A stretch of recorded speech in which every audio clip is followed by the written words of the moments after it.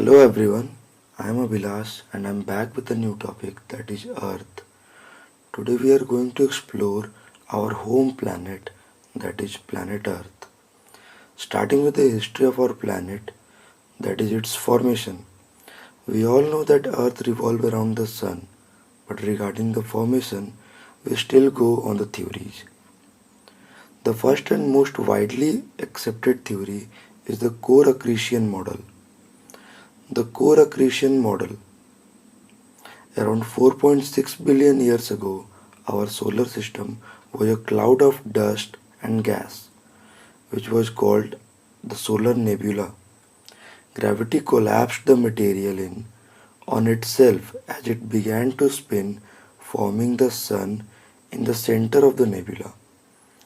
As the sun rose, the remaining materials began to clump up. Small particles drew together, bound by the force of gravity, forming larger particles.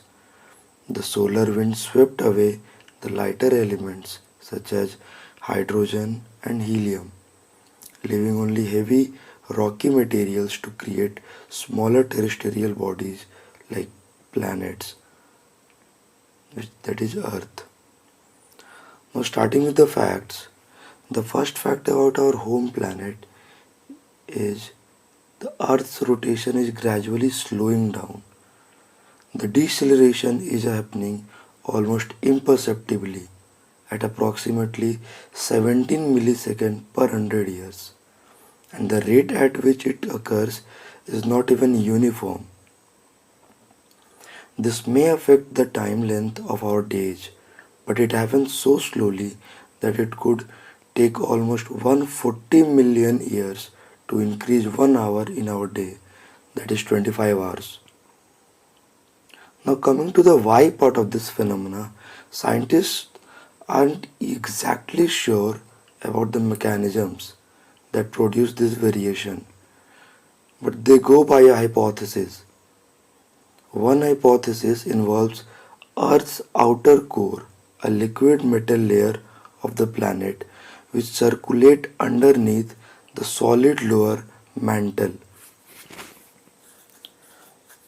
The thought is that the outer core can stick at times to the mantle, causing temporary hiccups in Earth's rotation.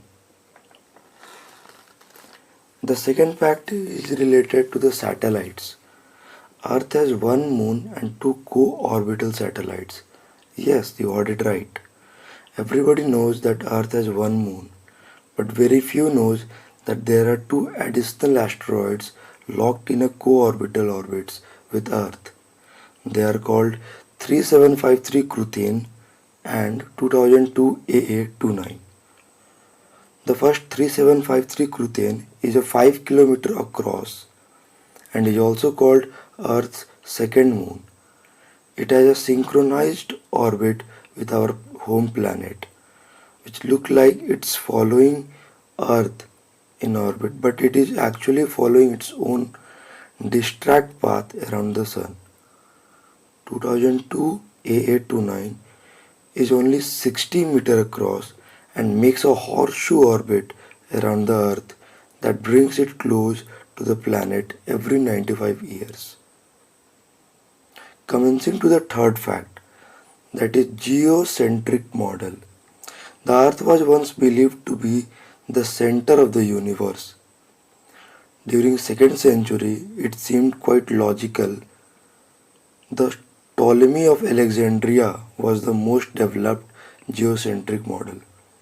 It stated that all celestial objects, including other planets, sun, moon, stars, orbited around the Earth, and the Earth in the center of the universe did not move at all.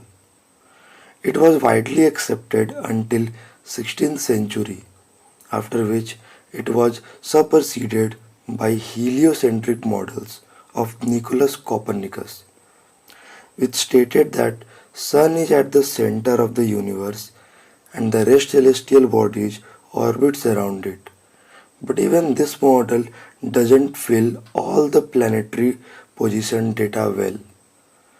The fourth fact is regarding the tectonic plates. Earth is the only planet in the solar system that hosts plate tectonics. Tectonic plates are the large slabs of rocks that divide Earth's crust, providing a look of cracked eggshell. These plates are the reason for building mountains, creating oceans, triggering earthquakes, and even producing volcanoes. By producing volcanoes through subduction, they regulate the planet's temperature by spewing gases into the atmosphere.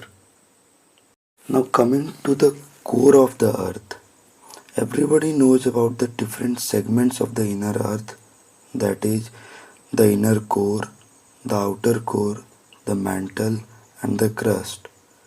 Now, let's talk about why is Earth's core so hot. There are mainly three sources of heat in the deep earth. First being heat from accretion, that is, when the planet was formed. Second, the frictional heating caused by the denser core sinking to the center of the planet. Whereas the third may be the heat from the decay of radioactive elements. Now, the most interesting fact of our home planet is related to its core. It can be observed that the core is cooling but very slowly, around 55 Kelvin per billion years. It would take around 91 billion years to cool to 0 Kelvin. So that's being a wrap on the video.